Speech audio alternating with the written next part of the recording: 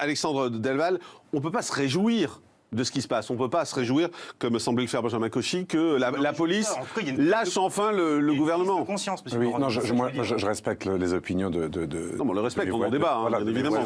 Mais effectivement, on ne peut pas s'en réjouir. J'étais tout à l'heure au téléphone avec un contrôleur général de la police qui m'exprimait son dégoût. C'est quelqu'un qui vient d'immigration, c'est quelqu'un qui a commencé à zéro, il a réussi sur le tas des études, il est le fruit de la méritocratie, et son adjoint est un maghrébin, un de ses conseillers que je connais aussi est quelqu'un d'origine maghrébine, et quand ils entendent la police est raciste, la police est fasciste, la police est presque nazie, la police c'est le racisme structurel de l'État français, c'est dégoûtant, c'est ingrat, c'est abject.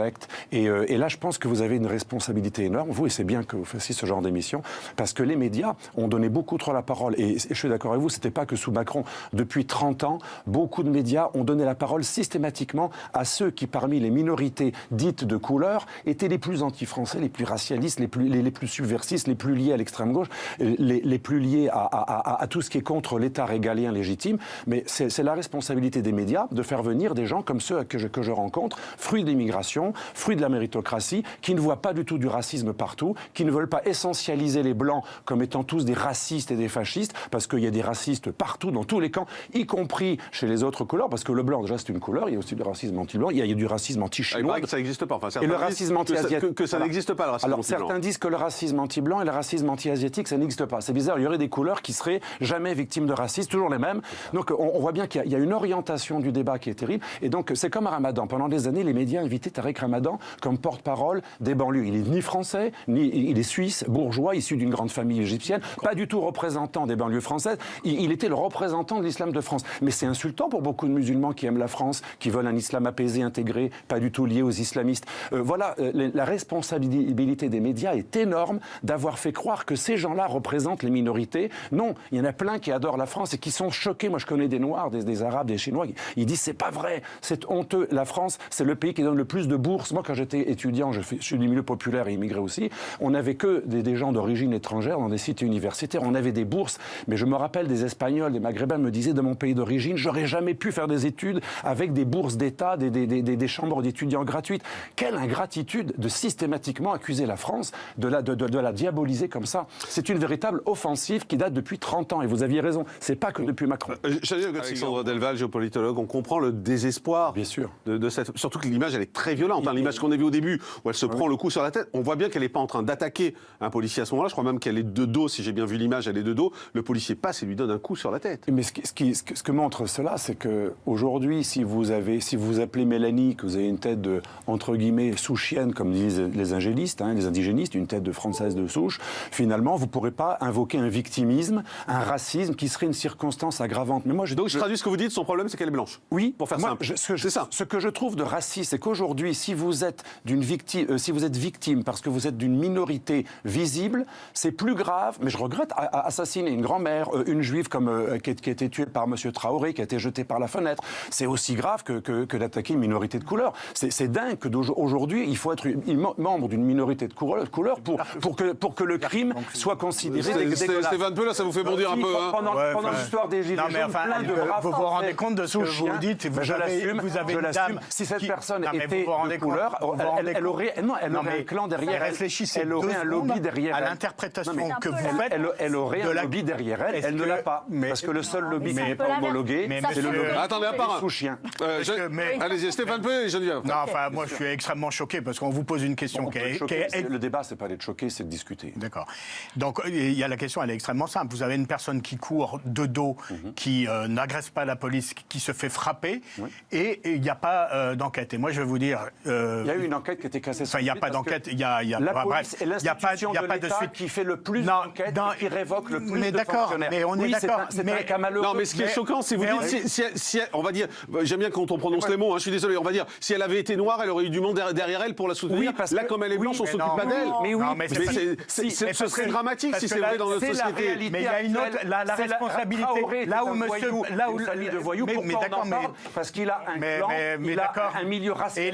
le nombre de personnes dans les quartiers dont on... Attendez, un par un. Stéphane Peu. Traoré, il y a des camps de racisés, des milieux universitaires qui ont cette doctrine de racialisme. Par contre, derrière cette femme, si quelqu'un la défend au nom de sa couleur, il sera traité de suprémaciste. Franchement, vous êtes quelqu'un qui mettait de l'essence sur quelque chose où il faut, au contraire, essayer de fabriquer... Mais débattons, c'est pas la peine de faire l'indigner, ça sert à rien. Non, mais je ne fais pas l'indigner. Je suis un responsable, monsieur, je suis un responsable politique. Et moi, ma responsabilité d'essayer de faire... Tout le monde disait qu'il faut faire Vous êtes plus qu'un responsable politique, vous représentez une partie de la France puisque vous êtes député. Et je représente une partie de la population. Moi, ma préoccupation, c'est comment on rassemble le pays, comment on ne crée pas des divisions, comment on ne met pas de l'essence sur... Et là, il est en train de diviser. Complètement. Parce que si vous voulez... Ce sont les racialistes qui ne regardent que les agressions envers les gens de couleur qui sont en train de ramener un débat sur la race. Stéphane Peu, vous finissez. Justement, l'antiracisme, ça serait de condamner on le laisse parler, s'il vous plaît. On le laisse parler. On le laisse qu'il y ait des enquêtes sur tout. Ce que je veux dire, vous êtes très intolérant, ça va avec votre volonté de mettre de l'essence. L'accusation, un argument d'autorité. Non. Typiquement des gens... On peut revenir, on va pas faire un débat sur la forme. Parlons du fond, on laisse aux autres le débat sur la forme. Moi, ce que je... On se dit qu'elle va avoir lieu, cette manif. Non, mais c'est logique, en fait. En fait, tout est une question de lobby et d'état, comme on dit en jeu politique, de rapport de force. Quelqu'un qui a un clan, un quartier énorme, des milliers de personnes prêts à tout casser, eh bien, la République va céder pour le principe, pour pas qu'il y ait de casse. Mais le brave petit commerçant qui n'est pas organisé ni comme les policiers, ni comme les suprémacistes noirs qui défendent la famille de voyous de Traoré, eh bien, cela... Deux fois que vous les attaquez en famille de voyous, etc. J'ai le pédigré que rappelle d'ailleurs le préfet et aussi le chef de la police de Val d'Oise. C'est impressionnant. Hein. Ça a été rappelé chez Bourdin, c'est plus qu'impressionnant. Hein. Eh bien, voilà, ça veut dire que malheureusement, la République aujourd'hui... Ce qui ne justifie en rien... S'il y a une faute de la police, ça ne justifie en rien le passé de sa famille. C'est pour ça que j'ai dit si au début de ma phrase. L'Élysée a démenti ensuite, mais ça prouve quand même qu'on est dans une situation étrange. On est dans une situation très étrange parce que Macron est un homme qui avait un potentiel extraordinaire, qui a suscité beaucoup d'espoir, mais qui a cédé à une tendance qui n'est pas que la sienne d'ailleurs, c'est depuis 30 ans, c'est choisir des ministres non pas parce qu'ils sont compétents, mais parce qu'ils représentent tel ou tel courant, telle intrigue, parce qu'ils sont médiatiques, parce que comme Mme Chapia, elle a écrit des livres un peu glauques, alors du coup elle était un peu connue, il y avait des buzz. Ne jouons pas sur ces livres un peu glauques, on ne va pas jouer non plus les pères la morale sur ce plateau. C'est une réalité. Donc on choisit des ministres plus parce que, et je le dis même par rapport à mon camp. Moi, je connaissais bien des ministres à l'époque de Sarkozy qui m'ont dit eux-mêmes. J'ai une anecdote. Un ministre à l'époque de Sarkozy me disait, j'avoue que j'ai été choisi pour ce ministère, j'y connais rien, mais parce que c'est le seul militaire qui restait pour qu'on représente mon courant. C'est ça le problème aussi de la fin de l'état de droit, c'est qu'un homme brillant comme Macron s'est entouré en partie de gens. Regardez Belloubet aussi ce qu'elle a dit par rapport à la justice et par rapport à la libération maintenant massive de gens un an avant la fin de leur peine. Enfin, c'est un laxisme incroyable. Non, c'est parce qu'il n'y a plus la conscience de l'État régalien, de l'État de droit. Et on a perdu ce que disait Max Weber, le seul qui a le droit à l'emploi de la force, c'est l'État. Il a la légitimité, le monopole de la violence légitime. Aujourd'hui, c'est l'inverse que l'on pense. La légitimité, c'est celui qui est le rebelle, c'est le Che Guevariste, c'est l'insurgé, c'est le voyou. D'où le fait vous nous décrivez là, on a l'impression qu'on est à feu et à sang, c'est la fin de la République. Enfin, vous décrivez un monde qui est pas non plus celui dans lequel on vit. On se rend compte qu'on est dans un monde où c'est compliqué, où c'est difficile, où il y a des tensions. C'est un processus de longue durée. Relisez la défaite de la pensée. Tout est dit dans la défaite de la pensée. Stéphane peut vous dire agir.